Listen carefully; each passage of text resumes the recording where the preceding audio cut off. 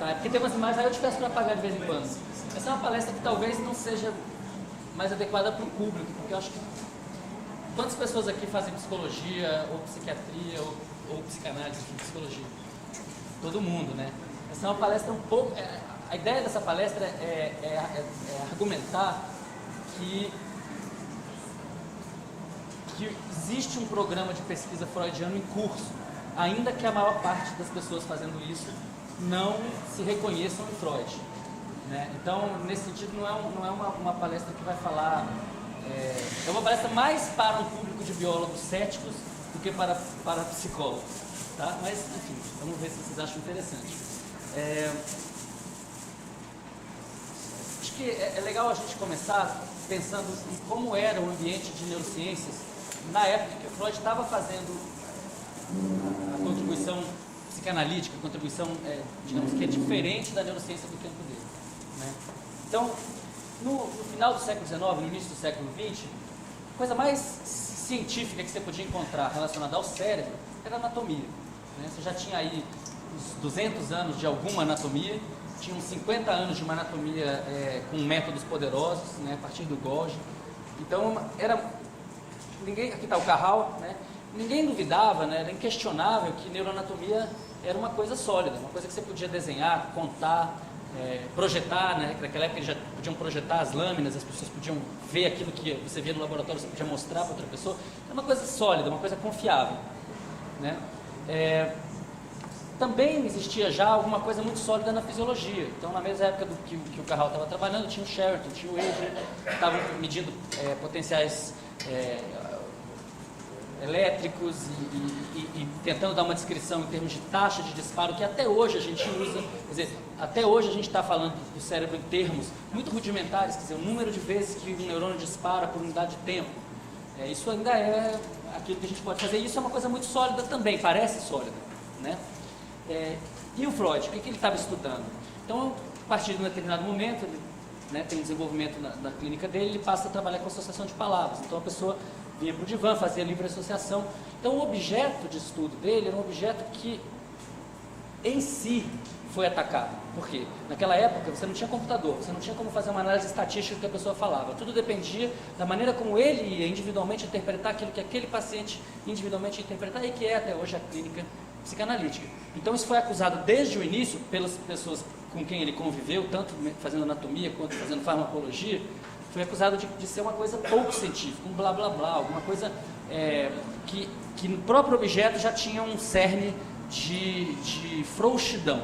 Então, essa era a sensação dos colegas dele, aquelas pessoas com quem ele conviveu, trabalhou com Meinertz. Ele teve uma formação sólida, né, de neurociência da época dele, e de repente ele estava se lidando com um objeto que não se prestava a uma análise científica. Então, isso contribuiu muito para já desde o início ele ser expelido, uma coisa que ele certamente não desejava.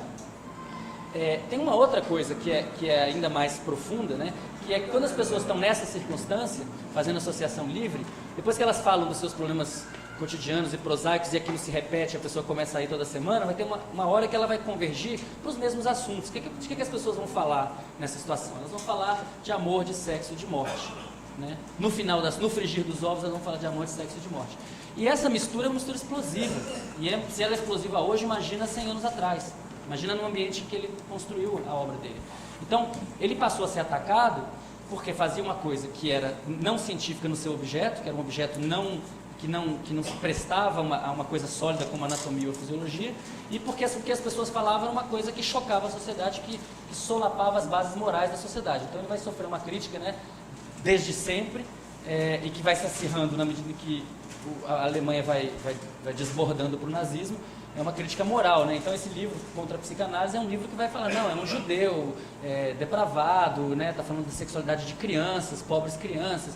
Então, tudo isso contribui para que ele tenha uma rejeição no âmbito da ciência, especialmente na Europa, né? Em 38, aqui a casa barra clínica dele na BRH 19, né? Aqui a suástica colocada lá, você vai lá no museu, não tem nada da época dele, né? Está tudo reconstrução, porque eles quebraram tudo, ele fugiu, enfim, vai para o exílio.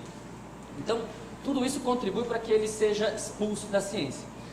Mas nos Estados Unidos ele teve uma influência muito grande, né? Ele faz aquela viagem, vai à Universidade de Clark e tal. Então, nos anos 40, 50, a formação do médico nos Estados Unidos, até em alguns lugares, até os anos 60, 70, ela passava pela psicanálise. O cara fazia psicanálise como fazia obstetrícia, como fazia dermatologia, né? E isso começa a cair nos anos 50. Então, nos anos 50, eu selecionei duas coisas que foram muito importantes para essa debacle científica de Freud nos Estados Unidos em particular. Primeiro foi a descoberta do sono REM. A descoberta de que existe uma fase do sono específica durante a qual os adultos sonham. Tá? Em crianças é mais complicado, mas nos adultos é assim. Isso poderia ter sido usado para alavancar um projeto de pesquisa freudiano na ciência. Claro, agora você pode saber exatamente em que momento da noite você pode despertar o sujeito e coletar um relato de sonho, digamos, menos distante do sonho, né? Mais direto. Mas não foi assim que foi visto de maneira reducionista. O que passou a se dizer desde então, e isso se escuta até hoje, o sonho não é importante, o sonho é um epifenômeno do sono REM. O sono REM é que é importante, é aquilo que eu posso estudar objetivamente, que é um objeto digno de estudo, né? A outra foi a descoberta dos antipsicóticos. Quer dizer, no final dos anos 50 você descobre que aquele sujeito que está surtando e incomodando todo mundo, ele pode parar de incomodar se você der para ele um antagonista receptor dopaminérgico do tipo 2. Até então, todo mundo acreditava que o fenômeno da psicose é um fenômeno profundamente ligado ao fenômeno onírico. Isso não vem nem de Freud, vem de Kraepelin, de Bloiler, né? Eles acreditavam nisso e todos os psiquiatras daquela época acreditavam nisso. Então era importante entender os sonhos para poder entender a psicose. No momento que você pode dar para a pessoa um remédio e ela para de incomodar os outros, ela não para de se incomodar, né? Uma pessoa impregnada de haloperidol, ela não está nada bem, mas ela para de causar alteração no meio. Então isso obviamente é uma solução muito mais fácil, e aí isso também é utilizado para dizer, olha, que história de ficar escutando o paciente, coisa nenhuma. Claro que o Freud estava muito mais preocupado com neurose do que com psicose, mas isso também foi utilizado como um argumento forte. E aí vem o Popper, né? Popper, que no Conjecturas e Refutações, que talvez seja o livro mais importante dele, coloca a psicanálise no mesmo balaio que todas as religiões e que o marxismo. Ele diz que a psicanálise é simplesmente não testável, refutável. Não há comportamento humano concebível que possa contradizê-la. Então ela é metafísica, tá? Ele vai jogar a psicanálise nesse campo em que, na verdade, isso não é interessante. Quer dizer, você não precisa conversar com a metafísica é folclore, né? Acho que boa parte do que eu vou tentar fazer aqui hoje é refutar o Popper, é dizer que não, até de maneira um pouco ingênua, vocês vão me desculpar, mas é tentar falar assim, não, vamos pegar alguns postulados freudianos, algumas observações freudianas, vamos tentar demonstrar que isso gerou um programa de pesquisa em biologia, tá? Minha pretensão aqui é só essa mesmo, não é mais do que isso, é mostrar que direto ou indiretamente, estamos fazendo uma neurociência que é fundada em Freud. Antes de fazer isso, eu só queria falar que de certa maneira, quer dizer, se ele perdeu a briga na ciência, se ele foi expulso da ciência e está voltando só agora, ele ganhou a briga na cultura, né? Não tem nenhuma pessoa com segundo grau completo que não utilize termos como inconsciente, ego, complexo de ética, repressão. Se ligar o Malhação, você vai escutar isso daí, né? Então, agora, o problema é que tinha uma forma banalizada, né? uma forma pop. Está aqui o Andy Warhol para ilustrar essa ideia. Se todo mundo usa esses termos, isso quer dizer que todo mundo é freudiano, ou isso quer dizer que ninguém é freudiano? Porque quase ninguém fora dos meios psicanalíticos vai, de fato, se interessar pelo que ele escreveu, né? Então tem toda essa questão da chacota ligada à sexualidade. É claro que no mundo de hoje, tem uma paquita, né? Aquilo que se considerava escandaloso no século XIX virou piada, né? Basta você ligar esses funks aí da Mulher Maravilha com o Super-Homem, a gente vê que a cultura incorporou e, né, devorou essa contribuição, mas de uma maneira a banalizar ela, né? Então, quer dizer, se Freud é tão relevante para a neurociência, do ponto de vista da formação do neurocientista, do seu doutorado, do seu mestrado, quanto Marx para o mercado de ações ou Darwin para os neocriacionistas. Todo mundo fala em capital, isso quer dizer que as pessoas são marxistas? Não, né?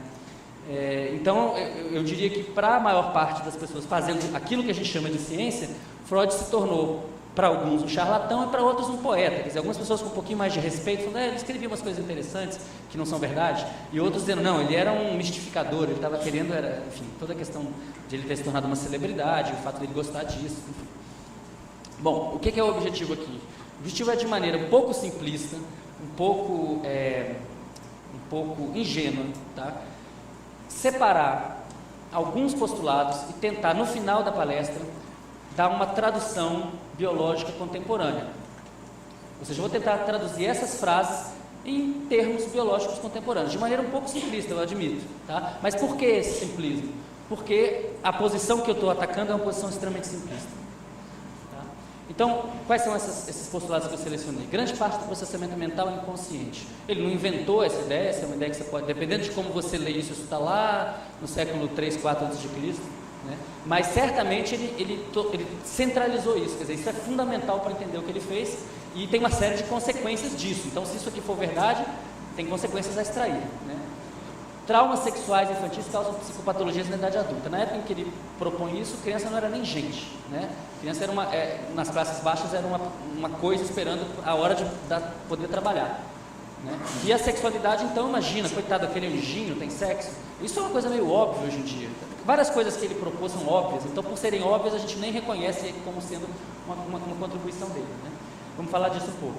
A ideia de que pensamentos indesejados podem ser reprimidos e se tornarem conscientes, reprimidos ou suprimidos, depende se é consciente ou não esse processo, é uma ideia que a gente pode dizer que é fortemente freudiana. Também você vai poder dizer, não, mas se você for olhar o Nietzsche, o Schopenhauer, claro, né, as ideias sempre vêm umas das outras, mas certamente esse assunto é um assunto freudiano, sem dúvida. A ideia de que sonhos contêm restos diurnos, novamente, é uma ideia antiga, mas ele dá uma centralidade, ele transforma isso em uma pedra fundamental para uma série de consequências. Sonhos satisfazem desejos e antidesejos, a ideia de que o desejo é o motor do sonho, né? Isso é uma ideia que a gente vai visitar em detalhes, porque tem muito a ver com o trabalho que eu faço. Sonhos são conglomerados de formações psíquicas. Quer dizer, o que será que ele está querendo falar com isso? O que é uma formação psíquica? Será que a gente pode dar uma tradução mais simples disso hoje em dia? E os sonhos são o caminho real para o inconsciente. Vamos tentar dar uma tradução biológica de inconsciente? Essa é a pretensão aqui. Eu não sei se vocês já viram essa imagem. Quem já viu essa imagem, por favor, levanta a mão. Então, tem um casal aí namorando e tal. Tem uma coisa estranha nessa imagem, gente? Ele está piscando. Tem alguma coisa, outra coisa estranha? Tem um gorila, não? A barra sobe e desce? Ah, pode acender. Quem não tinha visto, por favor, levanta a mão. Tá. Precisa de mais alguma coisa para demonstrar que a nossa percepção não vira consciência automaticamente? Quer dizer, a informação sobre a posição dessa barra se traduz em fótons que atingem a nossa retina. Eles estavam chegando na retina de vocês o tempo todo, só que vocês não tinham consciência disso. Agora que vocês sabem que a barra muda de lugar, vocês conseguem não ver? Né? É irreversível, né? Então, hoje em dia a gente sabe, quer dizer, a neurociência estuda esse fenômeno. Não se reporta a Freud para fazer isso, mas estuda esse fenômeno o tempo todo. Nós estamos muito interessados em saber o que é a consciência, como é que a consciência se organiza. É um processo, né? Não é um lugar, não é uma coisa, é um processo. Mas que processo é esse? Então, apaga de novo, por favor, a luz. Isso aqui eu vou mostrar para vocês dados do laboratório do Stanislas Dehaene, na França. Vocês estão vendo aqui, a gente vai mostrar um filminho da ativação através de um exame de ressonância magnética funcional do cérebro do sujeito quando ele está fazendo uma tarefa que consiste no seguinte: eles apresentam para o sujeito uma imagem muito tênue, um contraste muito baixo. É tão baixo que 50% das vezes a pessoa vê e 50% das vezes a pessoa não vê. A imagem é a mesma, só que às vezes ela vê, às vezes ela não vê porque o contraste é muito baixo. Então a pessoa passa por essa experiência dentro de uma ressonância magnética e depois eles separam as imagens. E o que a gente vai ver aqui é qual é a diferença quando ele está consciente de estar vendo e quando ele não está consciente. Nos primeiros 180 milissegundos, vocês vão perceber que a diferença é quase nenhuma, tá? Então, em 0 começa o estímulo, tá? Começa uma ativação no polo occipital, aqui, na região visual, tá? Muito parecido nos dois casos, tá? Então, quando dá 180 milissegundos, os mapas são muito parecidos e a ativação é basicamente uma ativação de áreas visuais. A diferença que vocês vão ver agora é bastante grande. Vocês vão perceber daqui para os próximos 200 milissegundos, é que no caso em que o estímulo não é percebido conscientemente, essa ativação vai quase desaparecer e vai retornar tardiamente, mas nas áreas visuais. Enquanto que no caso do objeto que é visto conscientemente, ela vai se espalhar pelo cérebro, pelo córtex cerebral, continuamente. Então está aí ela aqui desaparece, ó, enquanto que aqui ela está se espalhando, aqui ela quase desapareceu. Tá? Quando chega aos 340 milissegundos, vocês veem que essa atividade voltou, tá? Só que ela voltou restrita às áreas visuais, enquanto que aqui ela se espalhou por quase toda a superfície cortical. Estender, por favor. Então, esse é um experimento interessante que está dizendo para a gente que, bom, a gente não sabe o que é a consciência, mas a consciência parece que tem a ver com o engajamento de múltiplas áreas corticais que não são as áreas apenas da modalidade sensorial em questão. Quer dizer, estar consciente de um percepto visual é mais do que ativar as áreas visuais, é muito mais do que isso. E quando eu falei em percepto visual, porque o percepto visual pode ser inconsciente, quer dizer, você pode demonstrar que essa coisa que ele não viu pode influenciar o comportamento dele, só que ele não sabe disso. Que diferença é essa?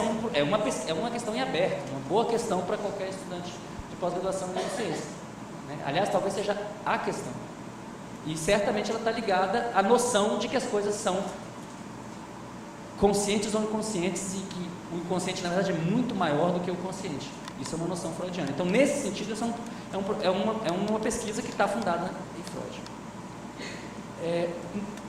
Mudando um pouco de assunto, a gente vai ficar pulando de um assunto para o outro, né? A ideia dos traumas infantis causarem psicopatologia na idade adulta. Essa ideia foi muito rechaçada, né? Quer dizer, as pessoas, muito da crítica que se fez à psicanálise é uma crítica assim, macho man, né? Tipo assim, isso é frescura, né? Que frescura é essa? Só porque o cara teve uma infância ruim, vai ficar com problemas do resto da vida, né? É claro que não tem nada disso, porque afinal de contas as experiências passam, a gente passa pelas coisas, a coisa não deixa marcas. Esse foi o argumento por muito tempo.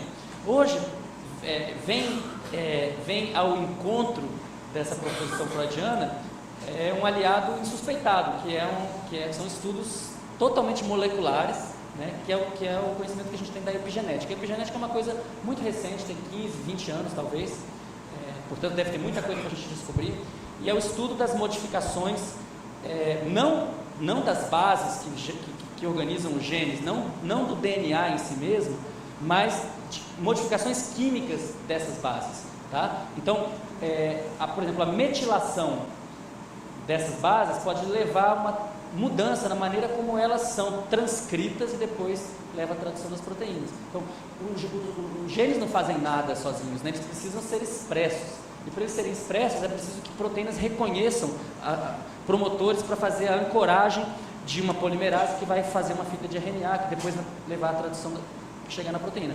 Então, hoje a gente sabe que dependendo da experiência que o sujeito tem, pode haver uma mudança, uma adição, por exemplo, de um grupamento metil, que pode mudar a maneira como esse promotor funciona. Nesse caso em particular, eles estavam interessados em saber o que acontece no hipocampo de pessoas que sofreram abuso na infância. E um abuso tão grave que, eventualmente, a causalidade não pode ser estabelecida, mas pessoas que sofreram abuso e acabaram cometendo suicídio. Eles estudaram 3 grupos de pessoas, então. Um grupo que cometeu suicídio tinha um histórico de abuso, fizeram um controle com um grupo que cometeu suicídio, mas não tinha histórico de abuso na infância, tá? E um grupo controle que não tinha cometido suicídio nem sofrido abuso na infância. Eles pegaram o hipocampo das pessoas depois que elas morreram e foram procurar as concentrações de receptores glucocorticoides, tá? Que são receptores envolvidos na sua resposta ao estresse. E o que eles verificaram é que, de fato, no grupo dos suicidas que tinham sofrido abuso, tinha uma redução significativa do número de receptores glucocorticoides. A interpretação que eles dão para isso é que essas pessoas, tendo menos receptores, tendo uma densidade menor de receptores, elas rapidamente saturam todos os receptores que têm. Então elas se tornam muito menos tolerantes para o estresse. Rapidamente elas se estressam, facilmente se estressam. Isso é uma disfunção, né? No adulto é uma disfunção, porque a pessoa fica hipersensível. Agora, no bebê não era uma disfunção. Você pensar no bebê que está sofrendo abuso, por exemplo, que não está sendo alimentado adequadamente. Se ele ficar intolerante ao estresse, ele vai chorar mais. Se ele chorar mais, ele vai chamar a atenção da mãe. Então, isso é uma coisa que é adaptativa. O problema é que isso não muda ao longo do tempo. Ele vai chegar na idade adulta com isso alterado. É o que sugere esse estudo, porque eles pegaram o hipocampo pós-mortem. Né? Agora, como é que isso chega a ficar dessa forma? Por que os receptores glucocorticoides têm Por que existe um decréscimo da expressão dos receptores glucocorticoides nesse grupo? Então eles fizeram a hipótese de que poderia ser por uma metilação do promotor que controla a expressão do receptor. E de fato eles verificaram que a metilação nesse grupo é muito maior, mais que o dobro dos outros grupos. Essa metilação, portanto, é uma marca para toda a vida. Tá? É uma coisa que pode explicar a angústia dessa pessoa por toda a vida, porque ela vai se tornar cronicamente intolerante ao estresse. Então, a gente tem uma ligação insuspeitada entre uma coisa da biologia molecular e uma coisa que diz respeito à psicologia, né? Obviamente isso é muito interessante agora, é muito importante a gente tentar entender como é que desmetila, né? Que tipo de terapia ou de fármaco ou o que seja pode desmetilar, porque se isso acontecer, então talvez você possa efetivamente livrar essa pessoa dessa carga, né? Essa carga que ela tem que carregar por toda a vida. Não estou querendo dizer que todo o sofrimento dele ter sido abusado pode ser reduzido a uma metilação do receptor glucorticoide, não é nada disso, né? Porque as memórias da pessoa estão lá e essas memórias em si são operantes, mas isso pode atrapalhar muito a pessoa, né? Agora, é claro que isso vai depender muito de quem é a pessoa, né? Eu não consigo esquecer o caso do Dadá Maravilha, que não sei se todo mundo aqui sabe, porque o pessoal mais novo não... Vocês sabem quem foi o Dadá Maravilha? Foi um grande jogador de futebol, que foi tricampeão do mundo em 1970, que não jogava futebol, ele só fazia gol. Era um perna de pau, mas ele fez um monte de gols. Dizia ele que fez tantos gols quanto o Pelé. E foi uma pessoa muito bem sucedida do ponto de vista material, era uma pessoa muito alegre, da maravilha, a alegria do povo. Então, a história do Dadá Maravilha é uma coisa incrível. Ele é pai desconhecido, a mãe dele, a memória que ele tem da mãe dele é ela encharcada de querosene queimando, e ele correndo para ela se matou, e ela empurra ele num valão, num lixo, numa favela, e ele bebezinho, criança pequena, ele vê a mãe morrendo nessas circunstâncias. Como é que esse cara conseguiu ser a alegria do povo? Então, provavelmente, entre outras coisas, ele não devia ter promotores facilmente metiláveis, né? Então, tem toda uma constituição que fez com que ele passasse por isso e chegasse a ter sucesso na vida e ser feliz, né? Enquanto que pessoas com muito menos podem ficar infelicitadas por toda a vida. Então, essas diferenças constitutivas são importantes para o assunto. Me parece que isso aqui é um programa de pesquisa ligado à contribuição freudiana. Eles provavelmente não vão reconhecer isso, mas eu acho que é. Um caso em que a gente tem uma contribuição reconhecidamente freudiana, o Val hoje falou desse estudo aqui, né? Do Gabriel, é a questão do estudo da supressão de memórias. A gente não tem muitos avanços na repressão de memórias, porque como ela é inconsciente, é difícil você ter isso no laboratório, é mais difícil fazer um desenho experimental que capture, mas a supressão é mais fácil, porque você pode pedir para o sujeito esqueça, não lembre, não evoque, né? Então isso foi, e eu estou selecionando, notem, né, estou selecionando Nature Neuroscience, eu estou selecionando Science, eu estou selecionando artigos publicados no cerne da ciência, não é a revista tibetana de neurociências, é a Science, né? Então isso não é não, o ponto é, porque muitas pessoas falam, sim, Freud contribuiu e tal, mas isso é uma coisa corolária, é uma coisa periférica, não é periférico. E nesse caso aqui ele tá mencionado na primeira linha do resumo, tá? Quando é que a gente sabe que uma coisa é sólida cientificamente? Quando um outro grupo diferente de pessoas tem achados parecidos, né? Então eu trouxe para vocês um estudo que corrobora e amplia os achados do Gabriel, que é um trabalho 3 anos depois, também na Science, tá? O experimento é bem simples.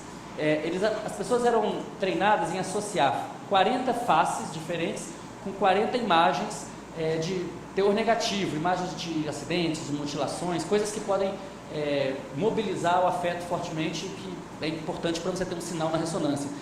Hoje, pessoal, a gente falou sobre isso um pouco, né? Falou-se antes da manhã, a questão de que o sinal da ressonância é uma coisa muito tênue. O sinal com que você trabalha numa ressonância magnética funcional é 1% do ruído.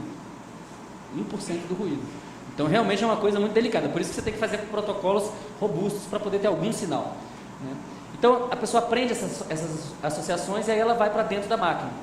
Dentro da máquina, ela recebe aquela face, só que essa face pode vir com uma moldura verde ou com uma moldura vermelha. Quando a moldura é verde, o comando é evoque aquela imagem associada, evoque aquela imagem negativa associada. Quando é uma moldura vermelha, o comando é contrário, suprima, não evoque aquela imagem. Quando a pessoa termina, ela faz um teste, onde ela tem que responder qual é a imagem que está associada a cada uma dessas faces. Por quê? Porque se ela tivesse esquecido da metade, essa metade tem que ser excluída do estudo, né? Porque aí não vai dar resultado e você não vai saber por quê. Isso é só um controle de qualidade. Bom, qual é o resultado? O resultado é o seguinte, aqui vocês estão vendo a subtração desse menos esse, vocês estão vendo quais são as áreas que estão mais ativadas no caso da supressão e quais são as áreas que estão menos ativadas no caso da supressão. As mais ativadas são essas vermelhas, que são áreas frontais, e as menos ativadas são essas azuis, que são basicamente hipocampo e amígdala.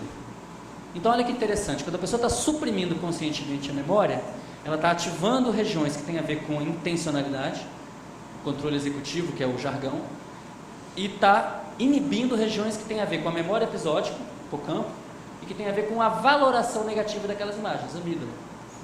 O mais interessante é que o sinal, existe uma anticorrelação entre os sinais, quer dizer, quando o sinal sobe no pré-frontal, ele cai no hipocampo e na amígdala. Quando ele cai no pré-frontal, ele sobe no hipocampo e na amígdala. Então fica fazendo assim. Isso não chega a ser uma demonstração de causalidade, mas é uma indicação forte, essa anticorrelação é uma indicação forte, uma correlação que indica a causalidade, que sugere fortemente a causalidade. Então, é bem provável que o mecanismo neural para suprimir uma memória envolva uma desativação hipocampo-amidalar pelo pré-frontal. Essa é a proposta. E essa é uma proposta do programa de pesquisa. Mais mainstream do que isso aqui não tem. 2 artigos na Science em 3 anos falando desse assunto, ligando diretamente a Freud. Então, quem disser que Freud é não corroborável, não testável, o Popper estava errado. Claramente estava errado. Bom, uma outra questão é a história do resto diurno. Freud não falou que o sono favorece o aprendizado. Ele não chegou a dizer isso. O Jung disse isso. Tem uma frase famosa: o sonho prepara o sonhador para o dia seguinte. O Freud não chegou a dizer isso. Mas se a vigília, se o aprendizado acontece na vigília, e se o sonho reverbera a vigília, é bem razoável, então, que durante a noite, durante o sonho, você aprenda. Quem demonstrou isso claramente, pela primeira vez, foram 2 pesquisadores trabalhando em Illinois. Eles estavam repetindo aquele experimento clássico da psicologia do Ebbinghaus, do experimento do esquecimento, a curva do esquecimento. Então, você ensina sílabas sem sentido, que não existem na língua do sujeito, e aí você pergunta, depois de 1, 2, 4, 8 horas, de quantas dessas sílabas ele se lembra. E aí a gente tem um decaimento exponencial, essa é a curva do esquecimento clássica da psicologia. Eles fizeram a mesma coisa, só que eles pegavam um sujeito e testavam em 2 condições. Uma em que ele aprendia as sílabas e ia para uma sala de aula assistir a aula, e outra em que ele ia dormir. E como vocês veem aqui, dormir é bem melhor do que ir para a sala de aula. Existe uma retenção quase que o dobro do que o outro caso. É claro que isso é uma piada infame. Não é o fato de ser uma sala de aula que é ruim para a memória, mas o fato de que há uma interferência sensorial. Quer dizer, se você aprende uma coisa e você vai imediatamente em seguida aprender várias outras coisas, a chance de você aprender aquela primeira vai diminuir. Isso aí é uma coisa que está bem demonstrada em modelos animais, em seres humanos. Foi um debate que durou vários anos, que era se a privação de sono era estresse, não era estresse. Depois isso foi bem demonstrado nos experimentos do Stickle, principalmente, do Pierre Marquet, nos anos 90. Isso não tem mais, essa discussão não está mais sendo feita se o fenômeno existe ou não na neurociência. Agora a gente quer saber por quê. E uma das coisas que a gente está interessado, falando um pouco do trabalho da gente em Natal, é se a gente pode usar isso na sala de aula. Quer dizer, tudo bem, em laboratório funciona, em condições ótimas. Será que numa sala de aula normal, com todas as interferências normais de uma escola, isso pode beneficiar o aprendizado? Isso é trabalho de mestrado da Natália Lemos, que é uma aluna minha. Ela pega alunos de 6ª série, faz um pré-teste sobre o assunto da aula dela, que é visão e memória, teoricamente um assunto que eles não dominam, não tem muita informação sobre isso para eles. Então, as partes do olho, as partes do neurônio, os olhos das moscas, o microscópio, uma série de informações que são memórias episódicas, coisas que você depois pode perguntar: o que é um omatídeo, o que é um microscópio, esse tipo de coisa. Ela dá uma aula de 15 minutos e depois ela separa os grupos aleatoriamente em grupos que vão continuar assistindo outras aulas ou grupos que vão dormir. E aí a gente dá para as crianças um colchonete, uma máscara e um ambiente com ar-condicionado. É o máximo que a gente pode oferecer, porque se a gente der uma cama, qualquer coisa que não vai ter na escola, isso não vai ter aplicabilidade nenhuma. O trabalho está em andamento, mas o resultado que a gente tem até agora é o seguinte: ela volta um dia depois, ou 2 dias depois, ou 5 dias depois, sem aviso, e faz uma prova. E aí ela percebe o seguinte: se ela volta um dia depois, todos os alunos têm uma melhora de, quer dizer, em média, tem uma melhora de em torno de 13%, 14%, em relação ao pré-teste. Então eles aprenderam alguma coisa. O azul é o grupo que dormiu, O vermelho é o grupo que tentou dormir e não conseguiu. Eles te dizem no final, não consegui, então a gente chama de descanso. E o grupo de vigília, que é o grupo que ficou acordado mesmo. Se volta 2 dias depois, os 2 grupos estão altos e o grupo da vigília despenca. E se você volta 5 dias depois, o único grupo que fica alto é o grupo do sono, né? Então agora a gente está fazendo um experimento, quer dizer, aqui existe um ganho, digamos, de 10 a 15% no caso do grupo que teve acesso ao sono pós-aula.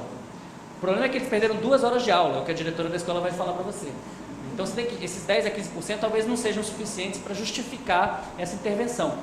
Agora, isso é uma intervenção única, né? Se você fizer essa intervenção sempre, aí você tem um problema de juros compostos, né? Você tem os 10 a 15%, em cima de 10 a 15%, em cima de 10 a 15%. Então pode ser que isso seja de fato a maneira correta, mais adequada de aproveitar aquela aula, né? Então, em vez de você fazer um monte de aulas ao longo de uma manhã inteira, talvez você possa fazer aulas mais curtas, muito carismáticas e marcantes, e depois dar um período para a pessoa fazer essa consolidação da memória. A gente agora está testando isso.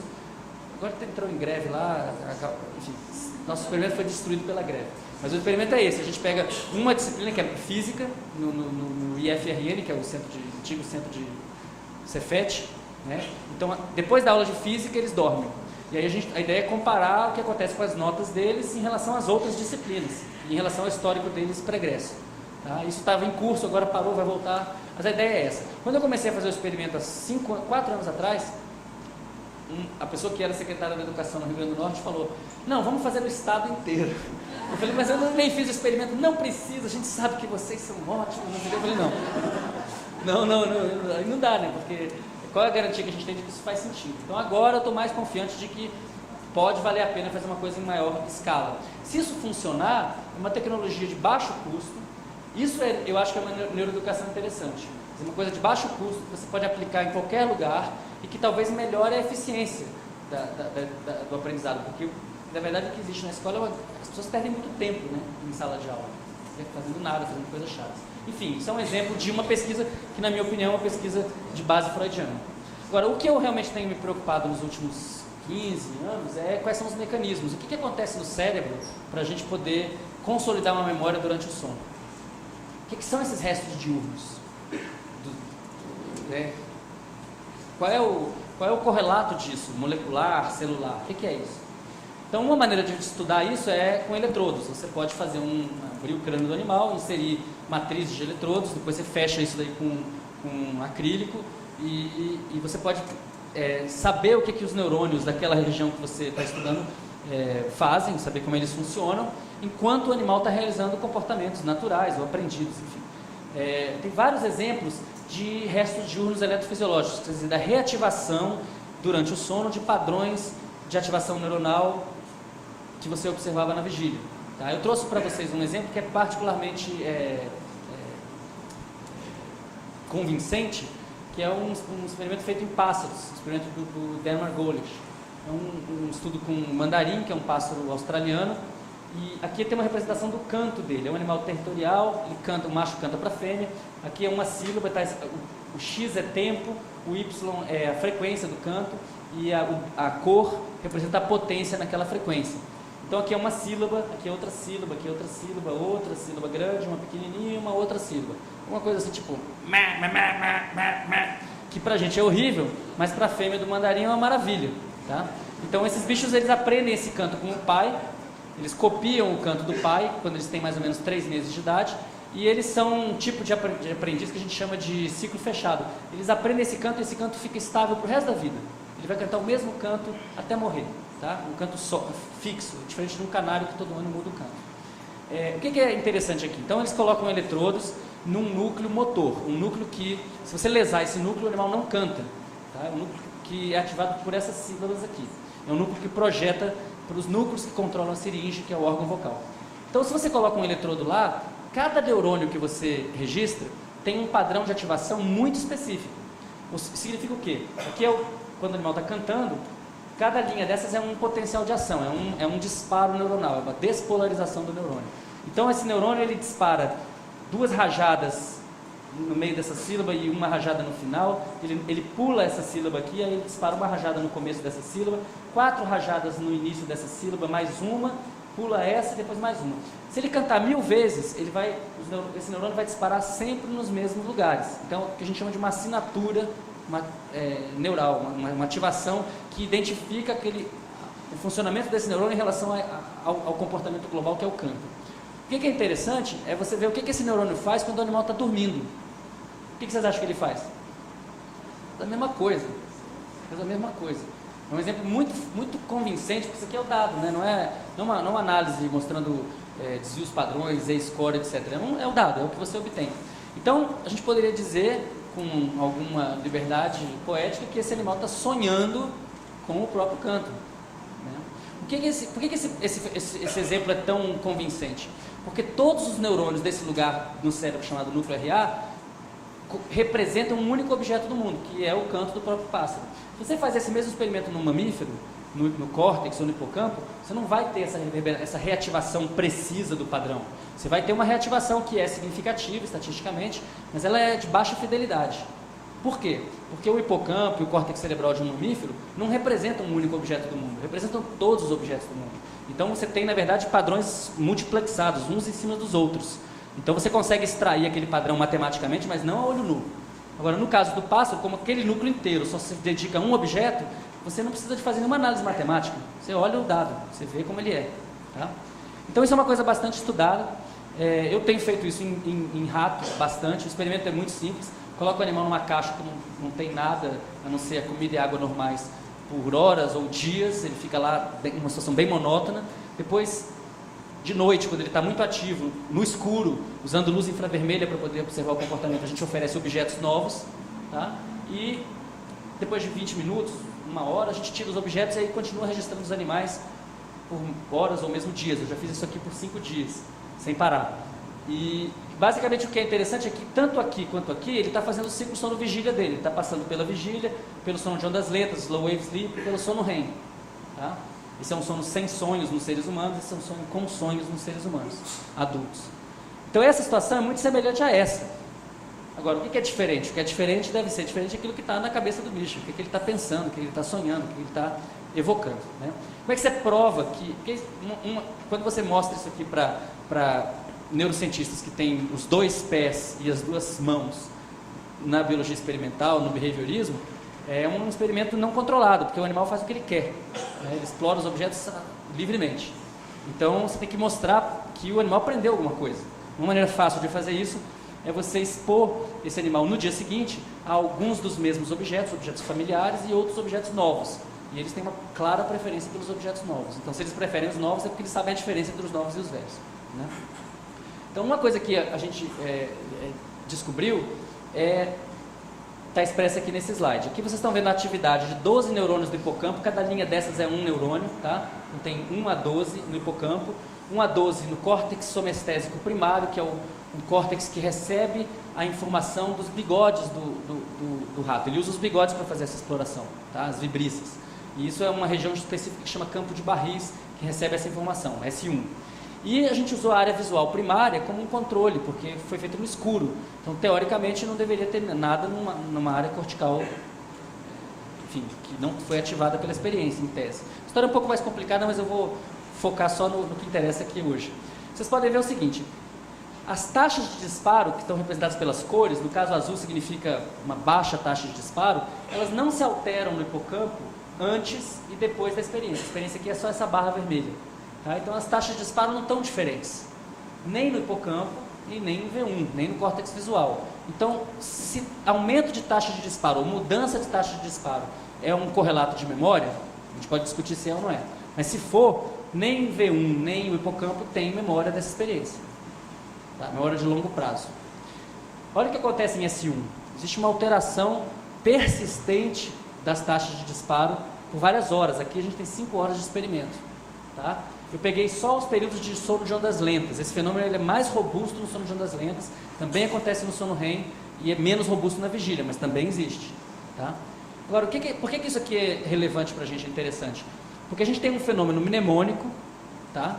Um correlato neural de um fenômeno mnemônico que acontece no córtex e não acontece no hipocampo. Para quem conhece o paciente HM na neuropsicologia, é um paciente que mostrou para a gente nos anos 50 que o hipocampo é necessário para formar novas memórias episódicas, né? Esse aqui é uma imagem do cérebro do HM. Ele tinha epilepsia nos dois... Quem aqui conhece, quem não conhece essa história, gente? Tá. Ele tinha epilepsia nos dois hipocampos. Então, qual é o tratamento se você tem epilepsia? Naquela época, tira. Então, ele foi lá ao hospital, tirou os dois hipocampos, se curou da epilepsia, só que desenvolveu uma amnésia anterógrada para o resto da vida. Significa que ele nunca mais foi capaz de aprender o nome de uma pessoa, aprender um lugar, aprender um evento, nada disso. Se tornou uma pessoa... As únicas memórias que ele tinha eram as memórias da infância. Ele também esqueceu as coisas recentes. Esqueceu, por exemplo, as circunstâncias da operação. Não se lembrava de ir ao hospital fazer a operação. Tá? E esse foi o paciente que abriu as portas para o entendimento de que o hipocampo é necessário para adquirir essas memórias, mas que com o tempo elas se corticalizam, elas saem do hipocampo e vão morar no córtex. Tá? O que é relevante para mim é que aparentemente quem pode estar...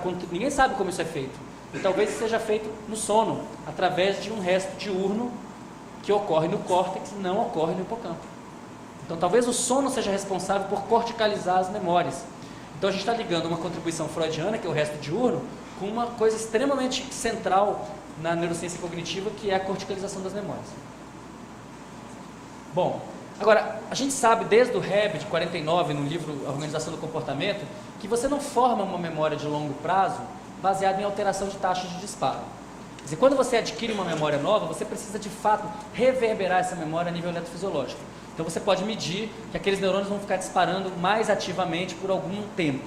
Só que se você precisasse disso para evocar memórias antigas, seu cérebro ia explodir, né? Como é que você poderia ter memórias por décadas, se toda vez que você adquirisse uma memória, você tivesse que botar um circuito reverberando aquilo ativamente o tempo todo?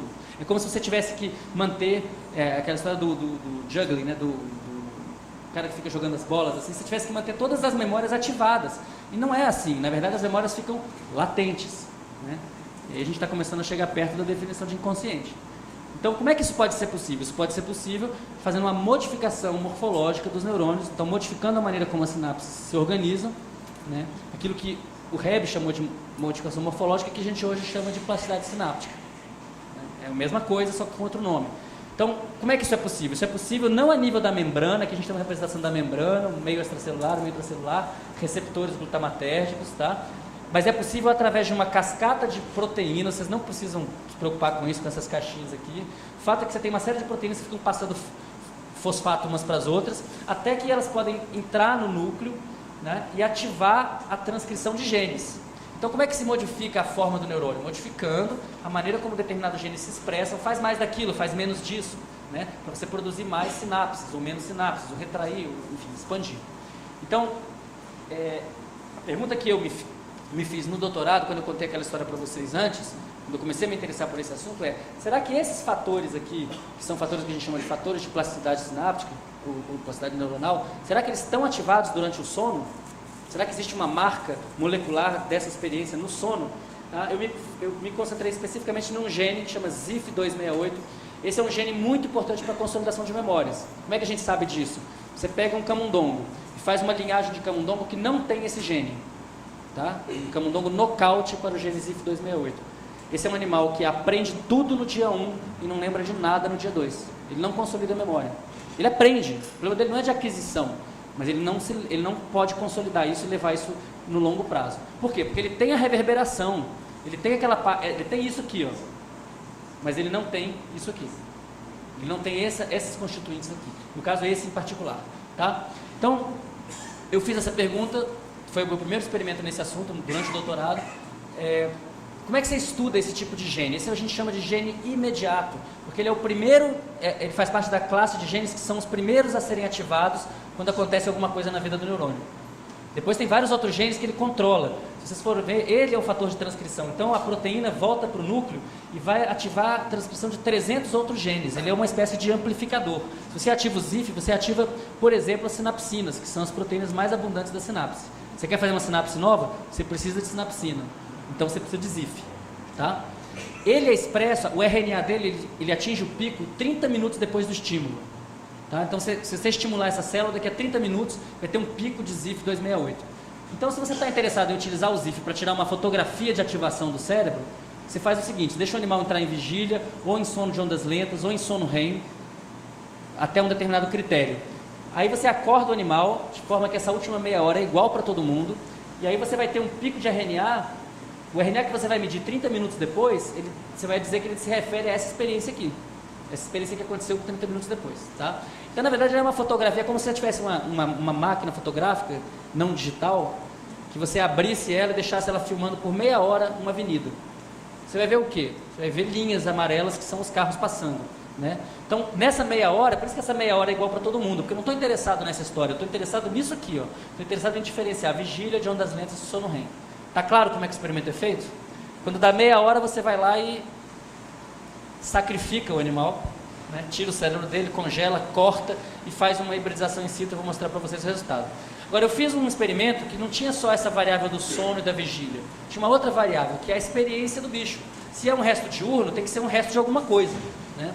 Então a gente estudou dois outros grandes grupos, que é o grupo dos animais que nunca saíram da própria jaula e teoricamente não tinham nenhum material novo cognitivo para digerir, e o grupo dos animais que passaram por uma experiência, a gente fez muito cientificamente uma Disneylândia para ratos, várias caixas de cartolina conectadas por tubos e comidas novas e rampas e tal, uma coisa bem interessante. Colocava os animais lá, depois voltava com ele para a caixa de registro, esperava algumas horas para aquela ativação gênica relacionada a essa experiência passar, e aí deixava ele dormir.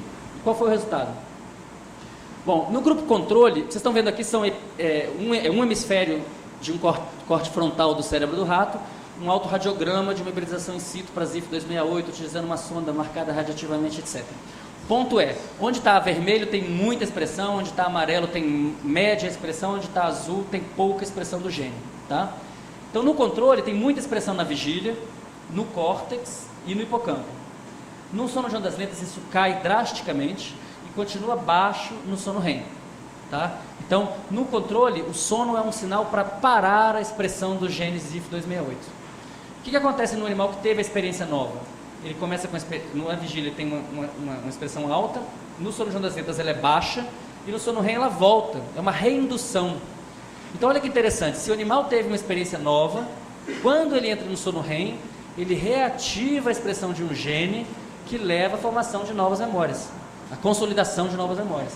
Então ele está de fato consolidando memórias durante o sono, talvez o que a gente possa chamar de um resto diurno molecular, né? Eu posso falar pelo menos pelo meu trabalho, isso é inspirado totalmente em Freud. Então, pelo menos isso eu posso dizer, com certeza. Bom, eu falei de gene, de proteína, de canal, de receptor, e não falei nada de sonho, né? Não falei nada da experiência subjetiva, de uma narrativa centrada no eu, em geral, né? Dessas aventuras que a gente tem durante a noite. Tudo isso que eu falei para vocês até agora acontece sem que a gente tenha consciência disso. Nada disso contribui para o conteúdo onírico, né? O conteúdo onírico é outra coisa, é um fenômeno de outra natureza. O que a gente pode falar sobre isso? Até muito recentemente, no âmbito da biologia, nada. A gente não podia falar nada. Até porque não era um problema, porque o sonho era um epifenômeno do sono REM. Então não tinha por que se perguntar isso daí, né? Isso começa a mudar com o trabalho do Mark Solms. Então, o Mark Solms ele vai fazer a seguinte pergunta: será que se o sono REM, se o sonho não se reduz ao sono REM, então deve haver algum tipo de lesão cerebral em que a pessoa tem o sono REM e não sonha. Se eles fossem a mesma coisa, toda vez que tivesse, se a lesão cerebral abole o sonho, ela deveria abolir também o sono REM. Então ele partiu da busca de uma dissociação entre as duas. O que ele está buscando é o quê? Uma situação em que a pessoa tem uma lesão, em que ela preserva a arquitetura de sono, a eletrofisiologia do sono está preservada, mas ela perde isso aqui. Ela perde a capacidade da narrativa onírica, e quando você acorda a pessoa no sono REM e fala, e aí, está sonhando? Ela vai dizer, não, tela preta. Tá? E ele descobriu um grupo pequeno, é uma lesão rara, tá? Mas um grupo grande o suficiente para a gente poder concluir que essa lesão de fato existe. Qual é a lesão? É a lesão de VTA, que é a área tegmentar ventral, ou dos axônios que saem de VTA para toda a região límbica e frontal. E o que fazem essas...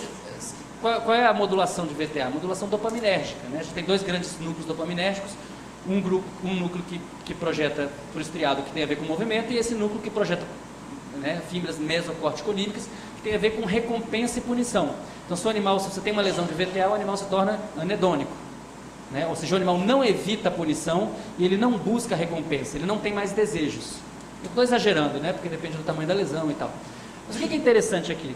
É que quando não existe a via da recompensa e da punição, quando não existe a via, simplificando, do desejo, não tem sonho.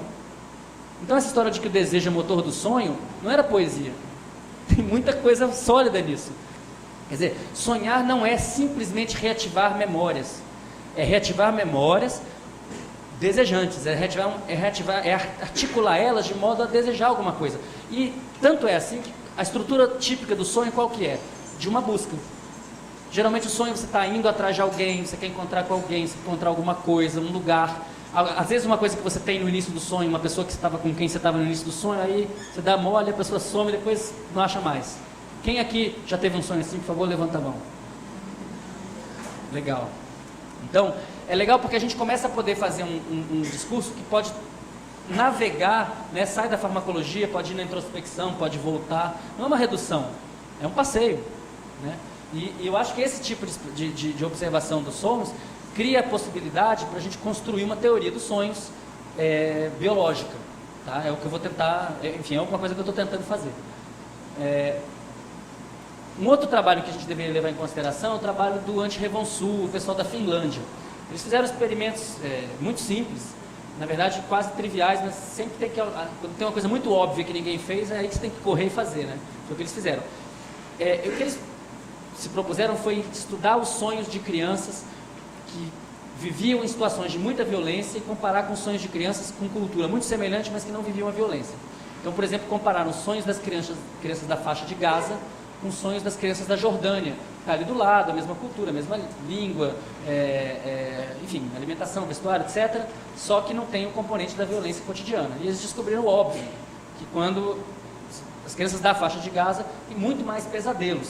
Então isso levou eles a propor que o pesadelo é o sonho prototípico, que a função do sonho é fazer uma simulação do futuro perigoso. Quer dizer, ela, com base no passado, vamos imaginar quais são os perigos de amanhã, para tentar avisar o ego desperto, olha, não vá lá, não faça isso. Tá? Essa é uma ideia interessante, porque a maior parte dos sonhos, quando nos artigos que perguntam sobre se o sonho é agradável ou desagradável, existe uma maioria, dependendo do estudo, 55%, 60% dos sonhos são de teor negativo, de teor ansioso.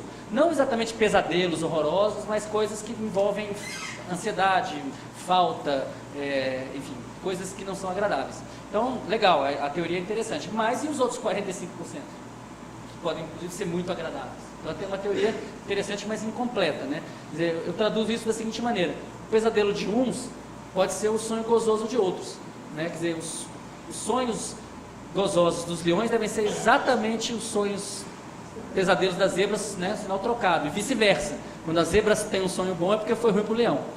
Então, quer dizer, a ideia do sonho como simulação de um futuro é uma ideia muito interessante, mas ela não pode ser restrita aos pesadelos. O tempo todo a gente tem a possibilidade do sonho prazeroso. Né? Como é que deve ser o repertório onírico de um animal livre na natureza? Muito semelhante àquilo que se observa entre os humanos, né? Quais são os problemas dos animais na natureza? Matar alguma coisa, nem que seja um alface para poder comer, não morrer, né? Não virar comida de ninguém e procriar.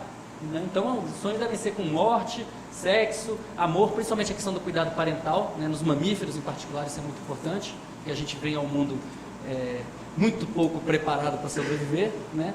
E questões relacionadas com a alimentação. Então, se a gente pensar que esses imperativos darwinistas devem determinar o conteúdo onírico. Se você tem 3 ou 4 grandes problemas na vida, matar, não morrer, procriar, cuidar dos filhos, e se os sonhos são simulações de futuros possíveis, então os sonhos dos animais na natureza devem ser muito previsíveis, devem ser bons preditores do futuro, porque tem poucas variáveis. O problema, isso é uma coisa que a Maria Rita, uma coisa a qual ela aludiu, é que no nosso caso, hoje, no mundo contemporâneo, a gente não tem mais poucas variáveis, a gente está muito longe disso aqui. Né? Então, a partir do desenvolvimento da cultura, você começa a ter uma separação dessas necessidades, desses problemas, né? Você tem arma, você tem roupa, você tem onde morar, você começa a ter tempo livre, inclusive, para criar um caminho, né? Que vai, eventualmente, levar a confortos que um leão jamais compreenderia. né? Chegar ao ponto do Proust, que é capaz de escrever muitos livros com base no cheiro de um biscoito. Então isso para um leão seria uma coisa absurda, mas só é possível por quê? Porque ele não tinha mais que lidar com isso, ele não tinha mais que lidar com predadores, por exemplo, né? Isso foi resolvido de alguma maneira, até chegar na situação atual em que o número de variáveis é tão grande que é absolutamente impossível você prever o sonho de uma pessoa.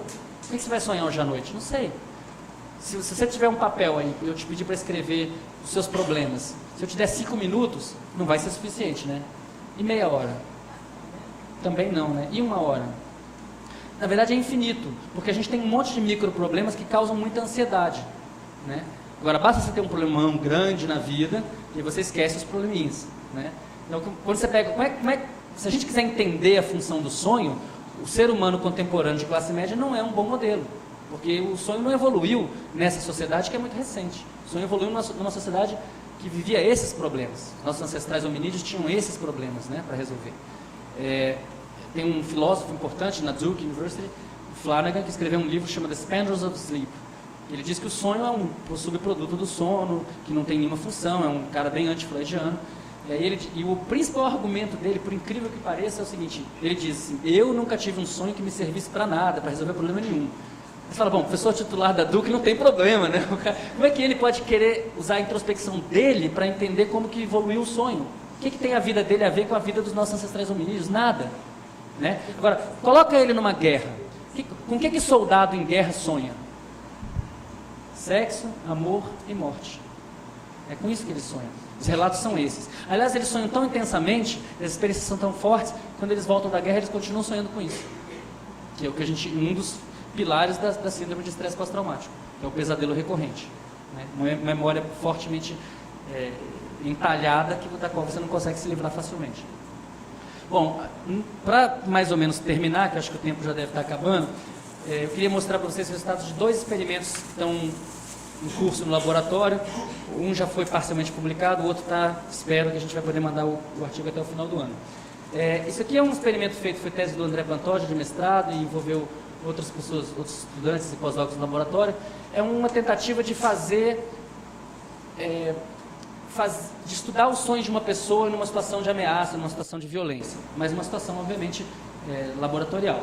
Então, na primeira noite, a pessoa vinha para o laboratório, recebia eletrodos e a gente estudava o sono dela só para conhecer a estrutura do sono, porque as pessoas são muito diferentes entre si, e também para ela se acostumar com o ambiente. Na segunda noite, ela repetia o procedimento, só que ela jogava 1 hora de jogo, que eu vou mostrar para vocês, um jogo de computador violento. A gente fazia o estudo às 4, 5 horas da manhã, dependendo do sujeito. A gente acordava a pessoa e coletava um relato de sonho. Sonhou sim? Fala, e gravava isso. Tá? No dia seguinte ela jogava de novo, e no final de tudo a gente pedia para ela fazer uma lista de 20 palavras relacionadas ao jogo e 20 palavras relacionadas ao laboratório, que são as 2 coisas estranhas que estão acontecendo para ela, né? Bom, que jogo que a gente escolheu? A gente escolheu um jogo chamado Doom. Não sei se vocês conhecem, o pessoal mais novo não deve saber. Esse é o avô do Quake, que por sua vez é o pai desses jogos de hoje em dia. É um jogo de monstros e labirintos, você vai andando por um labirinto. Só para vocês verem um pouco melhor. Então a pessoa tem um labirinto, ela tem que navegar aqui, e aí ela tem que evitar matar esses monstros, pegar novas armas o tempo todo. Se você não trocar de arma, você não mata o bicho. Se você não pegar munição, você não mata o bicho. Se você não pegar remédio, medicina, fármacos, você também não sobrevive. Então tem uma série de coisas. Pode acender de novo, por favor? Tem uma série de coisas que você pode medir, que são perceptuais, que são motoras, espaciais, memórias episódicas. É um mar de coisas que a pessoa tem para aprender. E o que a gente notou é que, na verdade, tudo que você pode medir melhora. Em média, melhora. Então, por exemplo, em média, as pessoas morrem menos de um dia para o outro, elas têm uma pontaria melhor, quer dizer, precisam de menos tiros para matar o inimigo do que no primeiro dia, elas matam mais inimigos, coletam mais munição, coletam mais remédios, passam mais de fase, descobrem mais passagens secretas, tudo melhora. Agora, eu falei para vocês isso em média, né? Os sujeitos são muito diferentes entre si. Então, se você olhar todos os sujeitos do estudo, que são 28, e aqui é uma medida de ganho overnight, de ganho de um dia para o outro, que combina todos esses índices aqui, vocês veem que tem um sujeito que melhora 70%, e aí isso tem um contínuo até um sujeito que tem 2 sujeitos que na verdade pioram. Tá? Em média eles melhoram, mas tem 2 que pioram. É engraçado, quando a gente começou a fazer o experimento, todos os que iam bem eram homens e todos os que iam mal eram mulheres.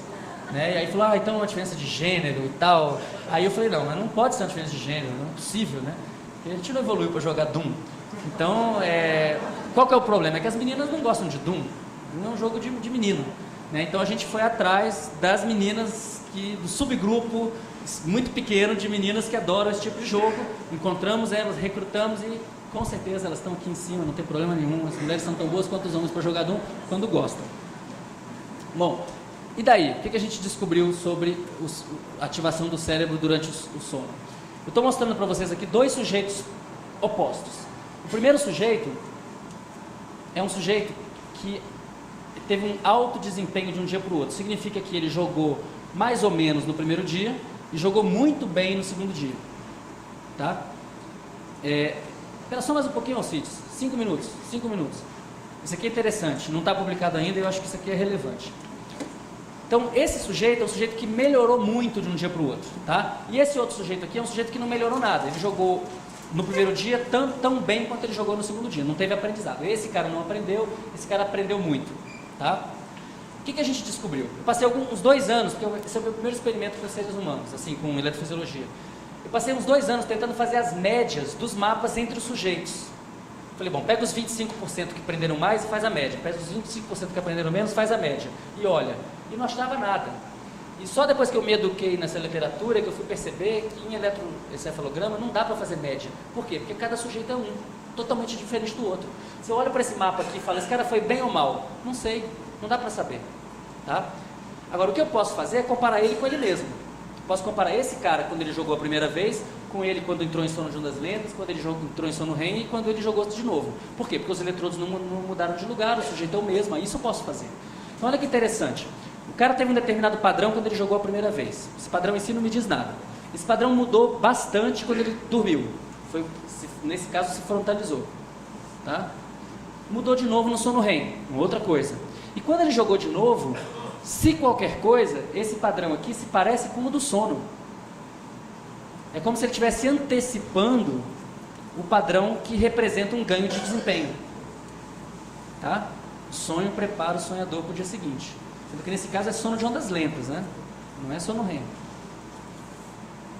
E o cara que não aprendeu nada? Ele tinha um determinado padrão, esse padrão mudou durante o sono, se manteve no sono REM, e quando ele jogou de novo, ele repetiu o padrão da vigília do dia anterior. Então, quer dizer, o cara que não aprendeu nada é o cara que repete o que já tinha feito. Não aprender significa repetir a estratégia. Enquanto que o cara que aprendeu muito é um cara que, na verdade, repete um padrão que foi antecipado durante o sono. Agora, isso são casos individuais. Será que isso é verdade para o grupo inteiro? Eu poderia ter selecionado 2 casos que contam bem a minha história, né? Então a gente fez o seguinte, eu separei os sujeitos em 4 quartis, né? Os 25% que aprenderam mais, os 25% com médio alto, médio baixo e baixo aprendizado, tá? E eu calculei a correlação, eu peguei e calculei a correlação entre esse mapa e esse mapa, esse com esse, é uma correlação linear, correlação de Pearson, tá? Eletrodo a eletrodo, calculando a relação entre as potências. Então esse com ele com ele mesmo tem que dar 1, né? Ele com ele mesmo dá 1. Aí eu calculo ele com esse, ele com ele e ele com ele. Eu uso 2 como o padrão de chegada é o meu modelo. O que eu descubro? Bom, quando eu comparo ele com ele mesmo, dá 1 para todo mundo. Quando eu comparo ele com os outros, tá? Quando eu comparo com o dia 1, existe uma gradação, mas ela não é significativa, porque os erros se sobrepõem.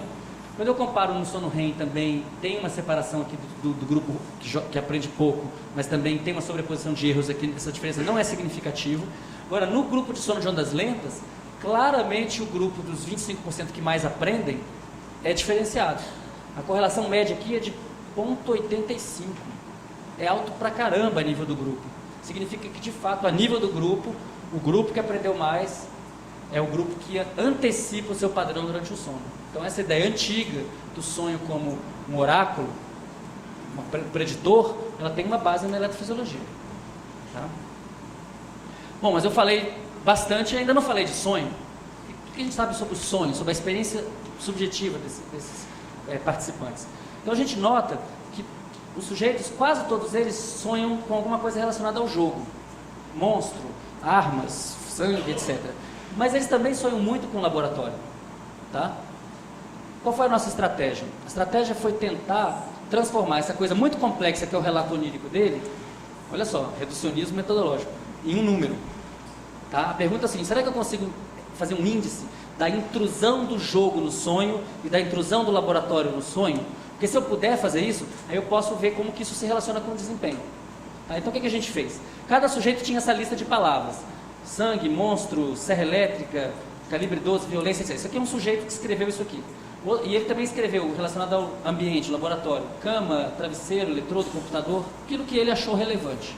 A gente fez o seguinte, a gente fez um pool desses relatos, dessas listas, e falou assim, qual é a palavra mais prevalente? A palavra que aparece na maior parte das listas. Olha, monstro aparece em 81% das listas. Então eu vou dar para ela um peso maior do que, por exemplo, a palavra bola de fogo, que aparece em 4% das listas. Eu vou usar essa porcentagem, essa prevalência, como um modificador do peso da palavra. Uma vez que eu tenho esse ranking, tanto para as palavras do jogo quanto para as palavras do laboratório, eu posso voltar no sonho de cada sujeito e contar as palavras. Eu falo, quantas vezes o cara falou monstro? 10 vezes, então é 10 vezes ponto 81.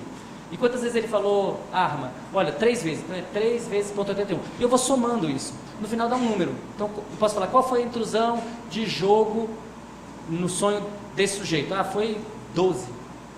E de laboratório? Foi 10. É um número. O que você faz com esse número?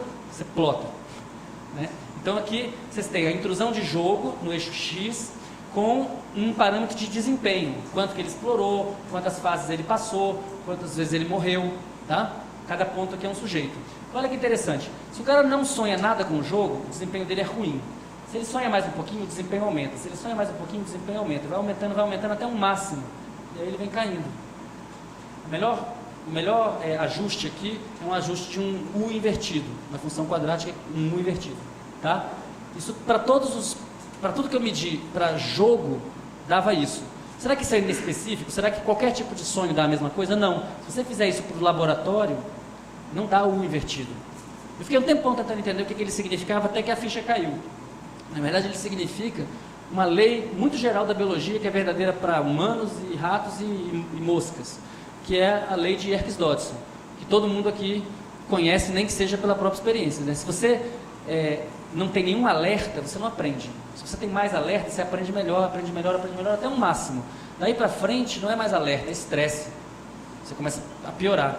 Então, isso significa que o melhor sonho, que se correlaciona com o melhor desempenho aí, não é o pesadelo máximo, daquela ideia do pesadelo como sonho prototípico. É alguma coisa moderada, em que você está simulando aquele jogo, mas não está simulando aquele jogo da maneira mais... Claro que se eu fizesse isso com uma coisa não negativa, que não envolvesse violência, talvez eu tivesse uma correlação linear positiva. É possível. Mas usando a emoção negativa, então tem essa cauda para baixo. Quer dizer, ter um sonho extremamente violento e sangrento não é uma coisa que correlaciona bem com o desempenho. Tá? Para terminar, eu queria mostrar um outro experimento que não foi feito no laboratório, foi feito na vida real. A pergunta do Rafael, fez mestrado, agora está no doutorado, é qual é a situação da vida real em que a pessoa está se sentindo que vai enfrentar um tigre de dentes de sabre. Um exemplo é o vestibular. Né? Então lá no Rio Grande do Norte, todo mundo quer entrar na Federal, a Federal é boa, a Federal é grátis. Né? Existe uma pressão social enorme, familiar. Você vê na época do vestibular aquelas faixas assim, minha filha, parabéns, você passou em 17º lugar em biblioteconomia. Né? Então, a pressão social para a pessoa passar no vestibular gera um estresse muito grande. Ela não vai morrer, mas como só tem um vestibular por ano, ela vai ficar na geladeira um ano, né, estudando, no cursinho e tal. Então, isso, obviamente, tem a ver também com o sucesso da pessoa. Quer dizer, qual é a melhor maneira de você ascender socialmente? Entrando na universidade. Então, a gente resolveu fazer uma coisa muito simples, que é, a pessoa faz o vestibular, a gente manda um e-mail para ela, da própria Comperv, que é quem aplica o questionário, e a gente pergunta, você sonhou sobre o vestibular, não sonhou, com o que sonhou? A pessoa responde uma série de perguntas, até o dia que sai a nota. No dia que sai a nota, a gente para de coletar os sonhos, que aí, obviamente, tem um confundidor. O que a gente descobriu? Uma coisa muito óbvia é que as pessoas que sonham com o vestibular têm uma nota significativamente maior do que as pessoas que sonham com qualquer outra coisa. Isso é meio óbvio, por quê? Porque se a pessoa está mobilizada para fazer o vestibular, é claro que ela tende a sonhar com aquilo. Né? Isso é meio óbvio. Agora, o que não é muito óbvio, não foi para mim pelo menos, a gente tinha uma pergunta que era o seguinte: o sonho foi agradável, desagradável ou neutro? E a minha expectativa é essa: se foi desagradável vai ser ruim, se foi agradável vai ser bom, e neutro vai ser mais ou menos. Mas deu um U invertido. Isso é um experimento feito com uma outra pessoa, numa outra situação totalmente diferente, né? Aí eu vi isso e falei, Rafael, tá muito estranho, por que o cara tem um sonho agradável e ele vai mal na prova? Deixa eu ver esses sonhos ali, que isso não tá legal, tem uma coisa estranha. Como é que são os sonhos negativos? Os sonhos negativos são fáceis de entender. O cara chegou atrasado, a caneta estourou, estava nu, a porta não abriu, se esqueceu de tudo. Coisas clássicas que, obviamente, explicam que, né, o cara não estudou, não estava preparado e ele tem sonhos que refletem isso. E os sonhos bons? Os sonhos bons são assim: passei, teve churrascão, fizemos uma cervejada. Então o cara sonha com a recompensa, mas ele não sonha com o trabalho que dá para chegar na recompensa. E os sonhos neutros? O que é Torque? Qual a contribuição de Graciliano Ramos para o regionalismo? O que é a capital da Islândia? O cara sonha com o conteúdo da prova, ou inclusive com fazer a prova. Ele sonha com ele lá fazendo a prova.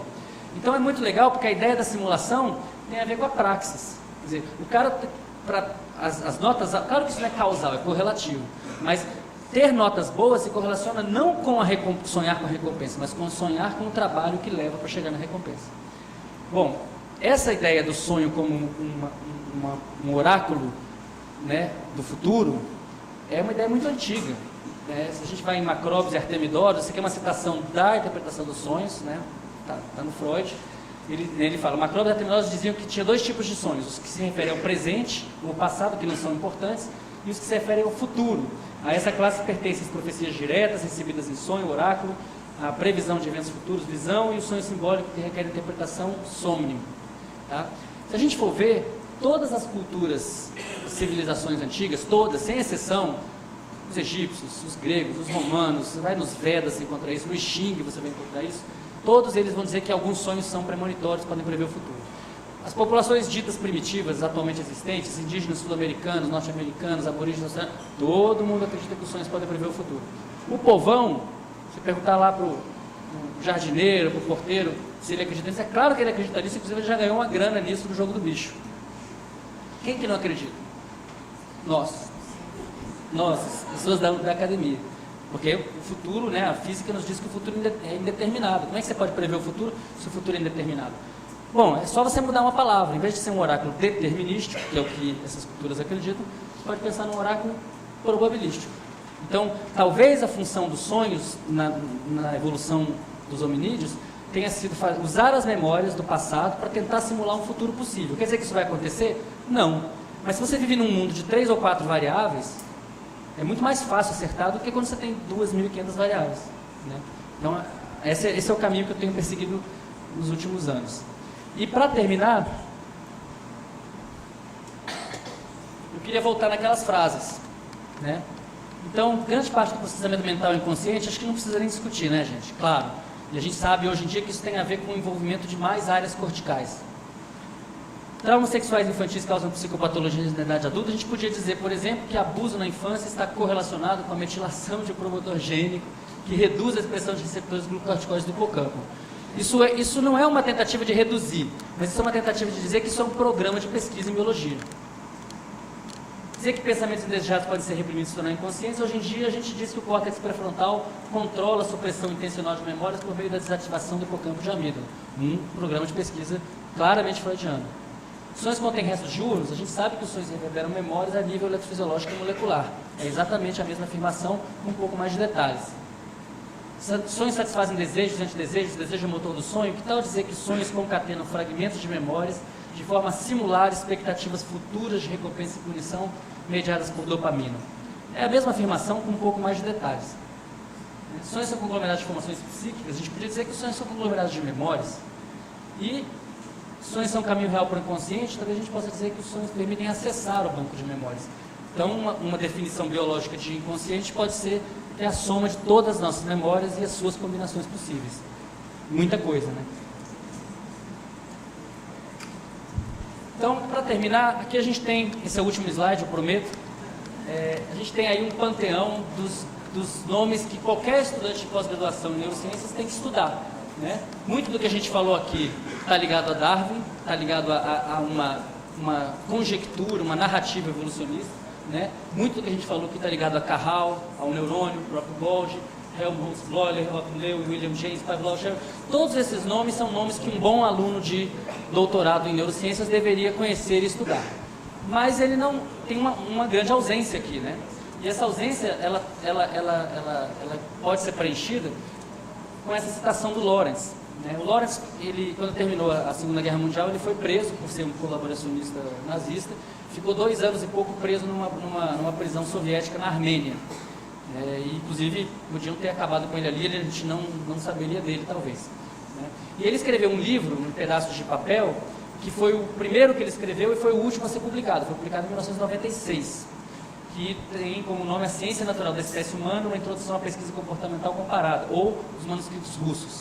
Nesse livro ele propõe que a ciência que pode fazer a ponte entre a biologia e a psicologia é o comportamento animal. E ele ganhou o prêmio Nobel por estudar comportamento animal. E tem uma hora, é muito interessante, porque ele estava na pior. Ele era nazista, estava preso numa prisão soviética, né? E aí ele começa a detonar o behaviorismo. Ele faz uma crítica frontal ao behaviorismo que estava em ascensão, né? Em 1940 e pouco, o behaviorismo era tudo de bom na ciência, né? Uma coisa realmente sólida e quantificável. Então ele detona, ele diz o seguinte: o behaviorismo funciona, os números são sólidos, só que eles praticam a recusa ao conhecimento. Eles não querem saber o que tem na caixa preta. Então eles são uma disciplina que está fadada a desaparecer e ser incorporada pela pesquisa do cérebro. E foi exatamente isso que aconteceu. Ele previu isso com várias décadas de antecedência. Os departamentos de psicologia experimental estão fechando, estão virando, na verdade, uma coisa que a neurociência fagocitou, né? Aí ele diz o seguinte, olha a audácia dele, porque ele escreve isso num momento de ocaso da psicanálise, né, do ponto de vista científico. Aí ele diz: um outro ramo muito mais significativo de investigação psicológica, originário da psiquiatria, permanece notavelmente isolado e desconectado, embora mereça mais que qualquer outro campo da psicologia ser chamado de científico. Por mais que rejeitemos o edifício teórico construído por Freud e Jung, não pode haver dúvida de que ambos foram observadores talentosos que assinalaram pela primeira vez certos fatos irrevogáveis e inalienáveis no comportamento coletivo humano. Então, eu espero que nos próximos livros de texto o Freud esteja no centro do debate. Obrigado, gente.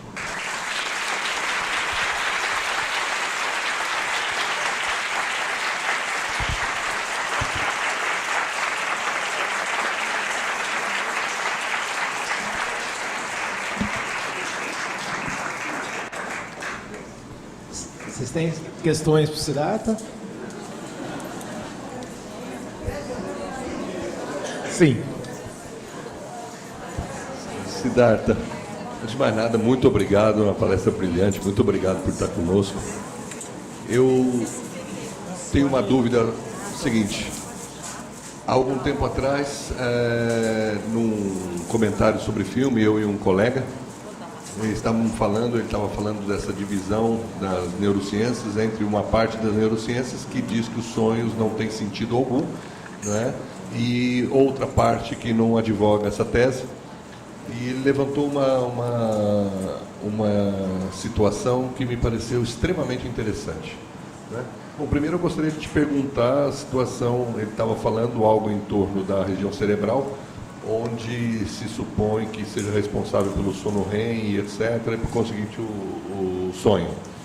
Algo em torno de 20 bilhões de neurônios, algo em torno de 10 mil conexões por neurônios, né? E existe a questão do sonho repetido. Então me pareceu um argumento muito forte, muito interessante, né? Que marcou, que ele estava dizendo como é possível um sonho repetido numa estrutura, se eles são só, né, produto disso, há algo da ordem de 20 bilhões exponenciado a 10 mil. Qual é o índice de possibilidade de você ter um sonho repetido nessa condição? Gostaria de saber o que você pensa disso. Essa pergunta é ótima. Na verdade, eu devia ter geralmente eu falo sobre isso, hoje eu esqueci. Quem caiu aí foi o Crick. O Crick fez essa proposta, publicou na Nature um artigo onde ele propõe que a função do sonho é apagar a memória. Então ele fala: você tem 10 mil neurônios na ponte, na formação reticular, bombardeando um córtex com bilhões de neurônios, aleatoriamente. Então seria como se você durante o dia fizesse castelos de areia e durante a noite chovesse, né? A chuva vai apagar aleatoriamente o castelo. Então a função do sonho seria o esquecimento. Claro que uma das funções do sono é o esquecimento. Isso não é uma besteira. A besteira é dizer que ela é a única função. E a maneira como o argumento foi destruído, se não me engano, foi o John Searle. Foi ele que fez esse argumento. Originalmente ele estava numa palestra com o Crick e ele falou, bom, então se o que o senhor está falando é verdade, a chance de um sonho se repetir é zero. Porque é 10 mil vezes 20 bilhões e todas as combinações disso. Né? Quantas pessoas aqui nessa plateia já tiveram um sonho repetido? Pronto, acabou o argumento do biólogo. De vez em quando o filósofo mata o biólogo, né? Foi o caso. Não precisava ele ter... Aí você vê que o problema é o cara tentar fazer uma teoria sobre coisas que são introspectivas sem introspecção. Talvez ele nunca tenha tido um sonho repetido, eu duvido. Acho que todo mundo deve ter tido pelo menos um na vida. Agora, mesmo que você não tenha, você sabe que os veteranos de guerra têm pesadelo recorrente. Você sabe que existe o PTSD, né? Ou TEPT. Então, se você sabe disso, como é que você pode propor uma teoria de que os sonhos são aleatórios? Agora, isso é uma coisa muito recorrente na biologia, e que eu acho que provém de uma angústia, que é o fato de que se os sonhos fossem aleatórios, a gente não teria nenhum que se responsabilizar pelo seu conteúdo eventualmente constrangedor, né? Então, seria muito bom para muita gente se eles pudessem falar, não, esses sonhos não tem nada a ver comigo, são as minhas memórias sendo apagadas e aí de vez em quando eu solto a franga, entendeu? Agora, como não é assim, quer dizer, o grande lance é a questão de se os sonhos têm ou não têm significado. Qualquer pessoa que passou por uma perda sabe que os sonhos têm significado, porque a perda se expressa no seu sonho. A Rosalind Cartwright fez uma pesquisa inteira sobre sonhos de pessoas que estão em separação, né? E tem até um roteirinho. Sonho, né? Quando está tudo muito ruim, aí a pessoa tem aquele sonho de satisfação do desejo, que está tudo ótimo, aí acorda e fala, putz, não é nada disso. Até o momento que ela começa a ter aqueles sonhos que ela sonha com o ex-cônjuge já com outra pessoa e tal. Então tudo isso tem um roteiro, não é que todo mundo vai passar por isso, mas é uma coisa que tem uma certa... é comum a várias pessoas, né? Então o que me incomoda muito nas pessoas que tentam estudar sonhos na biologia, em geral é essa tentativa de banalizar. E acho que a gente não tem... É impossível fazer uma biologia do sonho sem introspecção.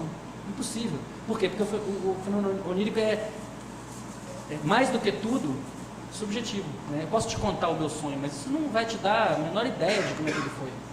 Até porque eu mal lembro dele, né? Tem esse problema também, que o Freud fala muito disso.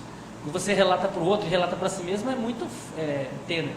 Uma coisa que está ficando importante agora, nos últimos poucos anos, até o Bob Stickle era um cara anti-sonho, agora ele está estudando, está interessado. É o estudo dos sonhos ou da mentação do sono de ondas lentas. Porque por muitos anos, a partir do trabalho do Foucault, não, o sono de ondas lentas não tem nada. Mas não é verdade. Se você acorda a pessoa no sono de ondas lentas, ela tem conteúdo mental. Ela não tem imagem, não tem filme. Não tem filme, mas tem pensamentos. E esses pensamentos têm a ver com as tarefas que a pessoa está fazendo. Tem um trabalho na Current Biology do ano passado, do Stickle, onde eles têm a pessoa navegando no labirinto, não tem nada de negativo, tá? E aí eles separam as pessoas em dois grupos, os que têm qualquer... o relato do sono de ondas lentas, que tem alguma coisa a ver com aquela navegação no jogo e que não tem nada a ver. Eles separam em dois grupos. E o grupo que tem qualquer relação tem um desempenho bem maior. Agora, essa relação é uma relação que pode ser tênue. Quer dizer, não é que o cara sonhou com um labirinto, estava fazendo a tarefa, pode ser uma coisa muito metafórica, muito distante, mas que ainda assim guarda relação com aquele objeto.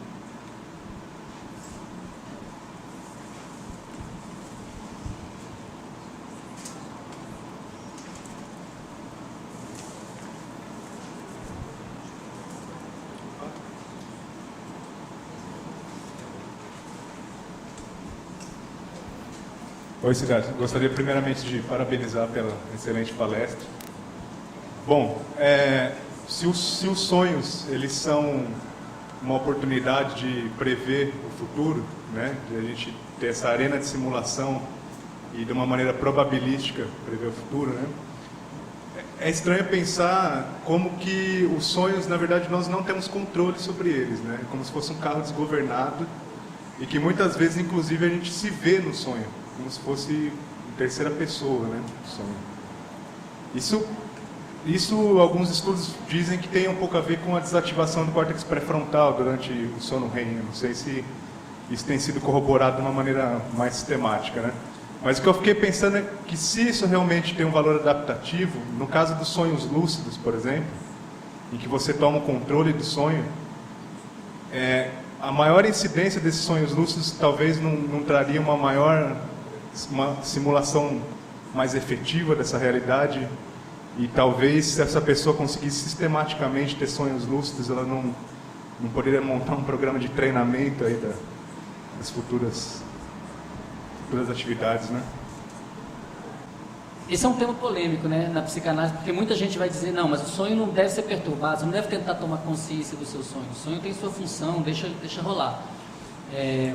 Por outro lado, tem gente, Daniel Erlacher, na Alemanha, agora ele está na Suíça, fez um experimento que é muito interessante, onde ele faz isso, ele treina a pessoa para uma habilidade, que no caso é jogar moedas num copinho. Né? E você pode ser treinado, você melhora, você vai ficando cada vez melhor em jogar moedas num copinho. E aí ele coloca a pessoa vem para o laboratório, dorme, e aí ela treina essa habilidade no sonho, conscientemente, porque eles trabalham com pessoas que são sonhadores lúcidos frequentes.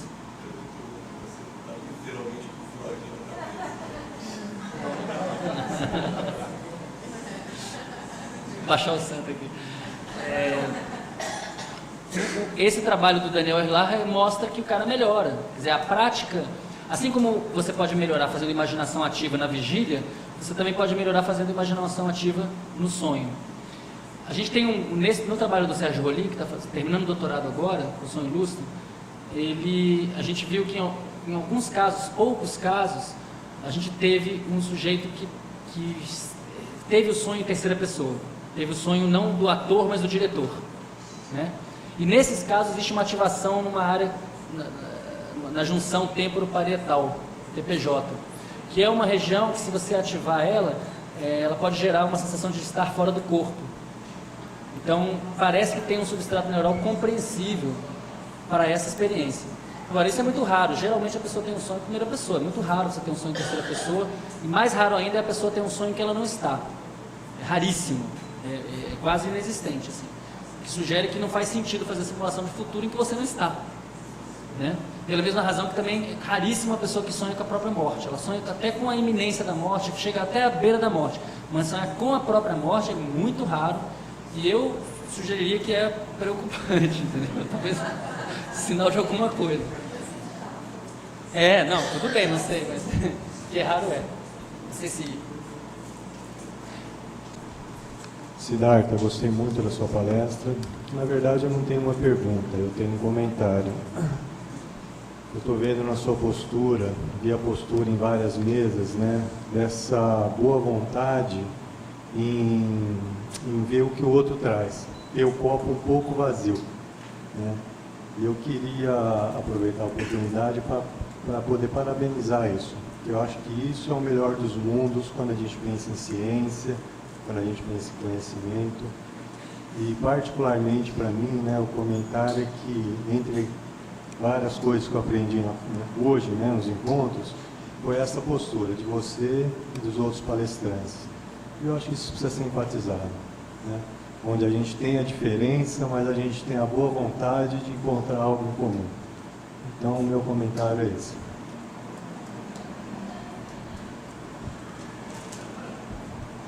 Não, legal. Eu acho que mais do que boa vontade, eu acho que é uma questão de humildade. A gente sabe muito pouco, a gente sabe quase nada. Talvez daqui a 100 anos a gente olhe para essa época de agora e fale, nossa, imagina, os caras tinham acabado de descobrir a internet. Então, essa precariedade, quer dizer, a neurociência é uma coisa muito grosseira. Qualquer pessoa que começa a fazer neurociência acha que a neurociência é uma coisa muito avançada. Você chega no laboratório, você vê o que é uma cirurgia, como é que a coisa funciona na prática, né? No dia a dia. Então, eu acho que não tem como não ser humilde. Esse discurso triunfalista da ciência tem que acabar. Senão ele vai acabar com o mundo. Né? Tem que ser outra coisa. E o que eu sinto em relação... Quer dizer, quando eu estou conversando com a Maria Rita, com o Milton, com vocês aqui, quem é que sabe mesmo, né? Sabe o quê? A gente sabe tão pouco. E eu sinto que o fracasso desse projeto, por exemplo, da biologia molecular, não, os genes vão explicar tudo. O fato de ter fracassado tão rápido, eles botaram milhões, bilhões de dólares nesse projeto. Não deu em nada, o projeto Genoma não resolveu não curou nenhuma doença. Então isso é um sinal de que a gente tem que ser muito mais humilde, né? O buraco é muito mais embaixo. Eu acho que, enfim, temos tudo a ganhar com essa horizontalidade. Não vejo de outra forma. Só um comentário muito curto, mais do que pergunta, acho que ele queria me somar os outros colegas aos organizadores desse evento. Eu acho que essas ousadias, né, de juntar um injuntável, eventualmente, ou essa história da convergência, talvez seja um reflexo do que nós somos. Eu acho que esse evento representa a nossa natureza humana. E eu acho que esse é o grande bem que está sendo cultuado aqui, quer dizer, essa possibilidade de opiniões divergentes, convergentes, conflitantes, é o que a gente tem que exercer no nosso dia a dia, de maneira consciente ou inconsciente. Quando se fala alguém que faz isso e não sabe que ao fazer beneficia, produz conhecimento, etc. Eu acho que esse é o nosso dia a dia.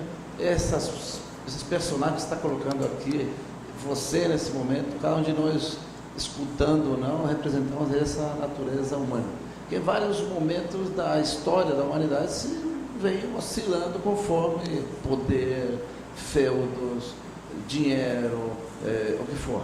A produtividade associada com conhecimento que pode ser de uso bélico ou eventualmente para cura de doenças e assim por diante. Tem talvez 3 ou 4 momentos que, pelo menos na minha cabeça, falam dessa necessidade de convergência. Snow, quando fala das duas culturas, acadêmica ou científica e literária, e o porquê o não conflito entre elas.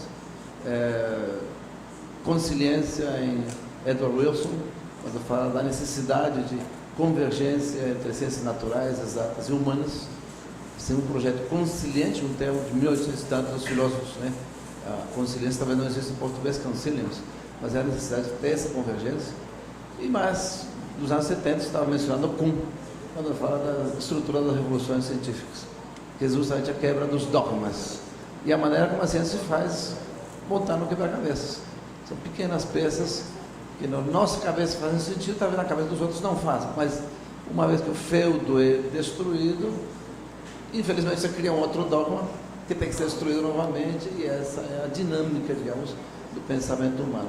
A outra dissociação necessária, desnecessária, é a ciência e arte. Quer dizer, curiosamente, eu prego uma neuroarte no sentido de que ciência e arte não tem nenhum tipo de conflito, ou nunca teve, talvez hoje menos, mas mesmo assim se tenta separar o que é inseparável, o que é da nossa própria natureza. Então, parabéns a você e, obviamente, a todos aqui congregados.